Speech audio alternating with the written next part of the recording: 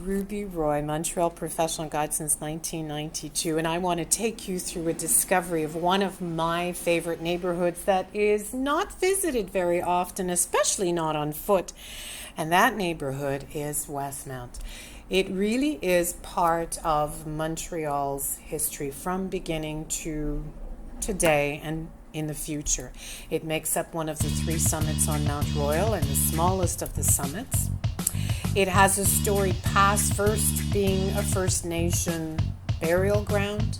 And then with the arrival of the French, the Sulpician priests gave certain plots of land to some of the families that tilled there. We used to have Montreal Towers on Sherbrooke Street where the college is, and that was sort of the entrance up towards Westmount. It was well known for having been the place where we could find the Montreal melon. And during the period when the French were there, we also had several families, the Saint-Germain family, who were notorious. Apparently one of the sisters was quite ill and there were exorcisms, and there were some wonderful stories and tales which I'm going to share with you when we do this walk.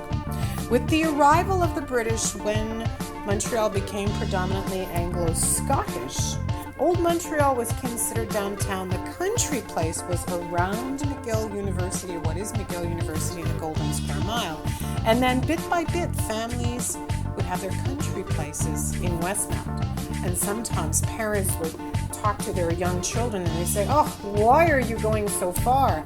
What if something happens and you're in need of it?" And of course, today it's just a few minutes from the downtown area. And then, bit by bit, as the downtown area developed, families moved. And Westmount was composed of what was Saint-Henri, NDG, and the Westmount that we know today is quite a beautiful neighborhood.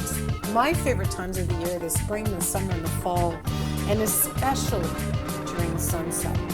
We've got Summit Circle in the center that was given from McGill University to Westmount on the condition that it remained a bird sanctuary. And you would never think that you were in the city walking through this forest.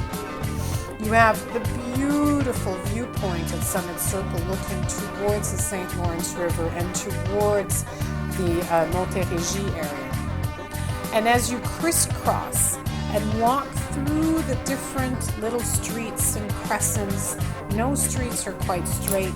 We've got houses that date back, beautiful mansions from the 1920s. Some of them look like small English cottages. And what I really love is their City Hall, Victoria Hall. And Victoria Hall, you would never know that you weren't in Great Britain. Early in 1890s, while the library was being built, there was a petition presented to the town council, and it was decided that a building would be built, a municipal center to house public meetings, a lodge room, fraternal meetings, a gymnasium, bath, and a curling rink. Westmount also had the very first public library in the province of Quebec, which is still there today. And crisscrossing as you walk, you'll see that there are buildings that are made of brick, that are made of field and broken stones. You'll also see buildings that are made of Scottish redstone.